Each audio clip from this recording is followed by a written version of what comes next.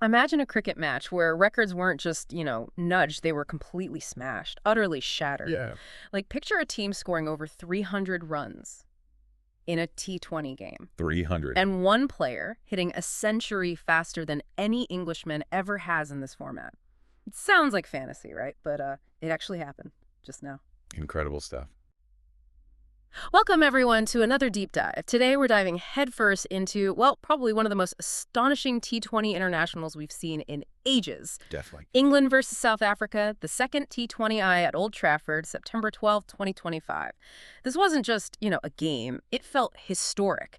Boundary smashing, record rewriting. It really shook things up. It really did. And our mission today really is to unpack this extraordinary fixture. We'll dig into how England managed that huge total, 304 for two. 304. Exactly. We'll look at the individual brilliance behind it, and then, of course, South Africa's chase. Valiant effort in some ways, but, well, ultimately completely overwhelmed. Yeah. So you'll get not just the what happened, but hopefully the why behind it all, and crucially, what it might mean for T20 cricket going forward. And talk about high stakes. This wasn't just some knockabout. This was the crucial second game, wasn't it? Series level 1-1. Huge pressure. A decider looming. Absolutely. You could almost feel the tension before a ball was even bowled. Both teams needing that psychological edge. So the first move, the toss. What happened there? Well, and this is fascinating. South Africa won the toss, and they chose to bowl first. Oh, interesting. Bowl first, chasing 300. No, wait, they didn't know that yet. But still, bowling first at Old Trafford. Exactly. Now, sometimes that's tactical. Exploit early conditions, maybe chase under lights. Mm-hmm. But on this day, it just completely backfired massively. You have to wonder why, right? Did they misread the pitch? Overconfident in the bowlers? Could be any of those. Maybe hoping for dew later. Yeah. But whatever the reason, it basically just rolled out the red carpet for England's batting onslaught. It set the stage perfectly for them. Completely backfired. Might be putting it mildly, looking at that scorecard. Let's get into this England innings because, wow, it wasn't just breaking records. It felt like setting a whole new standard. Mm-hmm. How did Butler and Saul manage to just, explode like that right from the start? Explode is the right word. I mean, the intent they showed, right, from ball one, Yeah. it was something else. And sustained. Yeah. Think about this. England reached 100 runs without losing a wicket inside the first 6 overs. The power play. 100 in 6 overs. That's almost 17 and over. It's unbelievable. It's not just aggressive. It's like total domination right from the off. They weren't just looking for boundaries. They were making every ball count. It put South Africa completely on the back foot, dictating the whole game's rhythm. 106. Just let that sink in. The sheer audacity. It's like they just threw the power play rulebook out the window, and Butler was leading that charge initially, wasn't he? Setting that absolutely ferocious tone. He absolutely was. He carried that assault deep into the middle overs, just playing with such freedom, such power. He eventually went for a blistering 83 runs off just 30 balls. 30 balls? Yeah. That strike rate is phenomenal. It really is. Very few players can maintain that for, even a few overs, let alone close to 8. Mm-hmm. He got out around the 8th over, score was 126.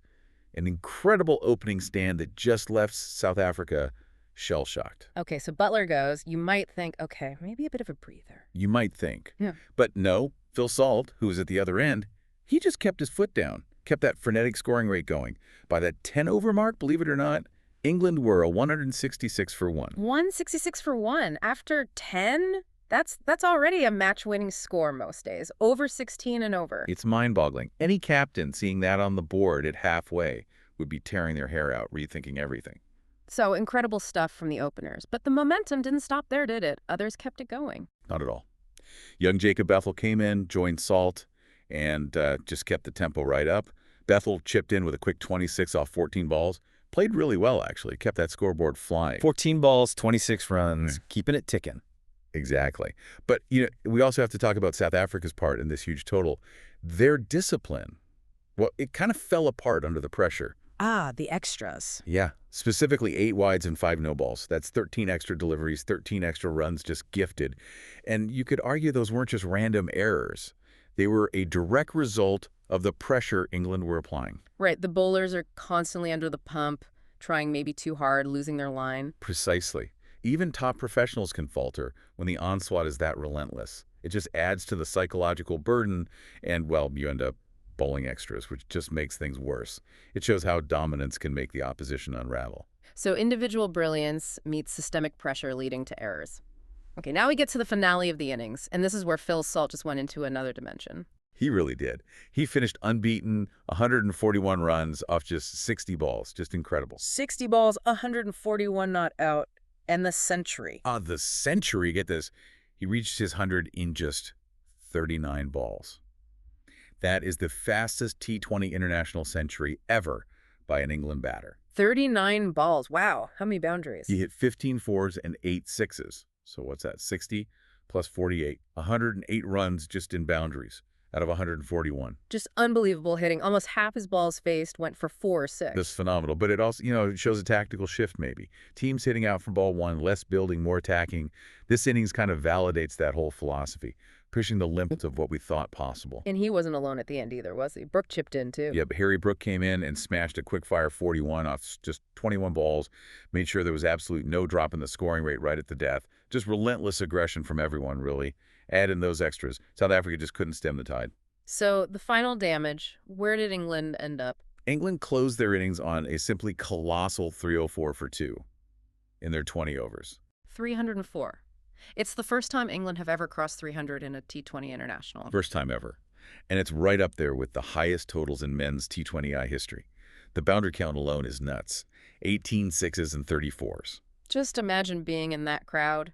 Constant barrage. Fielders must have felt helpless. Completely under siege. It takes, well, everything we've talked about.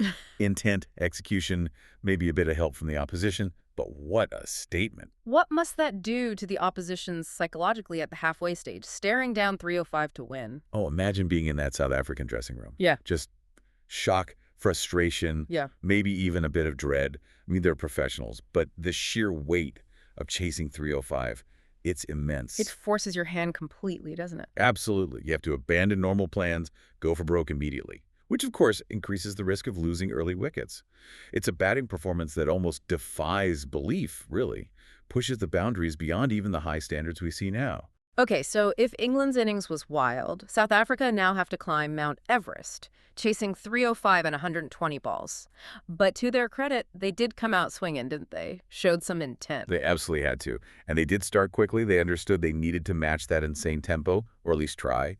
They got to about 50 for 1 inside the first 4 overs. Yeah. Around 3.4 overs, actually. 50 for 1 is quick. It is. Ryan Rickleton hit a quick 20 off 10 balls. Yeah. So, yeah, the intent was there, a desperate attempt to stay in the hunt. And there's always a but when chasing 305. Right. But even with that fast start, the required run rate was already astronomical. Like 15 and over, constantly looming over them. The pressure from ball one is just unbelievable. Every dot ball feels like a disaster. 50 and under 4 overs, normally a fantastic start. Here, barely keeping your head above water and still miles behind. And that's where things started to go wrong for them, wasn't it? Power play, middle overs, the chase unraveled. Yeah, it did. After that initial burst, the wicket started to tumble. And Jofra Archer, making his comeback, he was key. Ah, yes, Archer's return. Big moment. Huge. And he delivered. His pace, those lengths, a couple of sharp variations. Yeah. He got crucial early wickets that just broke the chase's back, disrupted any rhythm they were trying to build. So by the end of the power play, By the end of the power play, they were already well behind the rate and, crucially, had lost several key batters. The pressure from the scoreboard combined with some really good bowling from England, it just proved too much. Archer, the comeback king. Just what England needed after posting that score. Now, Aidan Markram, he fought hard, didn't he? Top score for them. He did. Markram played really well, actually. 41 runs off just 20 balls. Very aggressive. Good knock. But isolated. Pretty much, yeah. He Yeah. just lacked sustained support. There were other little bursts, Bjorn Fortuin hit 32 off 16. Tristan Stubbs got 23 off 25. Donovan Ferreira 23 off 11. But they were flashes. Not enough partnerships. Exactly. Couldn't build those big partnerships you absolutely need for a chase like this. Wickets kept falling, especially just when someone might have been looking to accelerate again. It just meant they could never put England under any real sustained pressure. Shows that even with quick scoring, if wickets fall steadily, a huge chase becomes impossible. Which leads us to the inevitable end result, and it was pretty brutal. It was. Wickets kept falling. The required rate just went sky high. South Africa were eventually all out for 158. And they didn't even bat the full 20 overs all out in the 17th over, 16.1 overs to be exact. 158 all out. So the winning margin for England. A massive 146 runs. Wow, that must be a record margin too. It is. For South Africa, it's their heaviest ever defeat in T20 internationals by runs. And for England, conversely, it's their biggest ever T20I win by runs. Goodness me. Just underlines the sheer dominance, doesn't it? A proper thrashing. Absolutely comprehensive from start to finish. Unbelievable performance. Okay, let's quickly recap those key players and the records that were just torn up. Player of the match. Any suspense there? Yeah. Zero suspense. Phil Salt, obviously.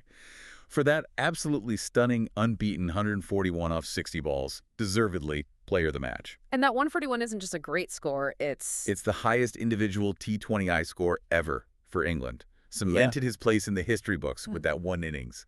Just unbelievable power and placement. incredible. But, defending 304 still requires good bowling, especially after South Africa's fast start. Who were the key bowlers for England that really put the squeeze on? Yeah, the bowlers did their job perfectly. Jofra Archer, as we mentioned, really stood out on his return. 3 wickets for 25 runs in his 3 overs. Took those key wickets at crucial times, stopped any momentum. Great comeback figures. Very impressive. Sam Curran was excellent too. Really economical. 2 wickets for just 11 runs in his 2 overs.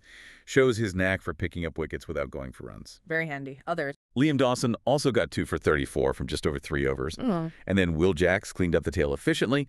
2 quick wickets for only 2 runs in his single over. Adil Rashid chipped in with 1 too. So it was a real collective effort. They never let South Africa settle. Constant pressure. Brilliant bowling display to back up the batters. So just to hammer it home, the list of records broken in this one match. It's quite something. It really is staggering. Let's just run through them again quickly. England's 304 for 2. Yeah. Their first ever 300-plus T20I total. Landmark stuff. Yep. Phil Salt's 141 not out. Highest individual T20I score for England. And the fastest century? And inside that, his 39-ball century. Fastest T20I 100 by an England batter. Speaks volumes about modern power hitting. Amazing. And the margins. England's largest T20I win by runs. And poor South Africa. And, yeah, South Africa's heaviest T20I defeat by runs. A tough one for them. Plus those extras. And, yeah, can't forget those 13 extras, the 8 wides, 5 no balls. They really did contribute significantly, didn't they? It just shows how under that intense pressure, small errors get magnified hugely. It just compounds the problem. Wow. Just an absolutely staggering game all around. A true masterclass from England. Yeah. And the immediate result. It blows the series wide open, right? Absolutely. This wasn't just about rewriting records. It levels the 3-match T20 series 1-1. Sets up a massive decider in Nottingham on Sunday. Huge game now. Massive. The pressure's on both sides, but especially South Africa. Yeah. How do they bounce back from that? What bowling plans can possibly contain England if they bat like that again? Big questions for them. So you've just heard about a game that basically stretched the limits of what we thought T20 cricket could be. It wasn't just a win for England. It was like a huge statement of intent, a declaration of their firepower. Yeah, and it leaves you wondering, doesn't it? This deep dive really makes you think, was this just a one-off? A perfect storm of brilliance, maybe a flat pitch, some off-key bowling? Or does this match signal something bigger? A new, even more aggressive era for T20s? Where 300 isn't a fantasy score anymore. Exactly. Is 300 becoming the new benchmark for the top teams? And, the flip side, what on earth can bowlers do? What strategies can possibly contain that kind of onslaught in the future? Do captains just gamble everything on taking wickets, forget economy? Or are bowlers just, destined for more days like these? Those are some really big, fascinating questions. Ones I bet coaches and analysts worldwide are wrestling with right now. For sure. Well, thank you for joining us on this deep dive into a match that I think will be talked about for a very long time. We hope you feel a bit more informed, maybe still a bit astonished after today's discussion.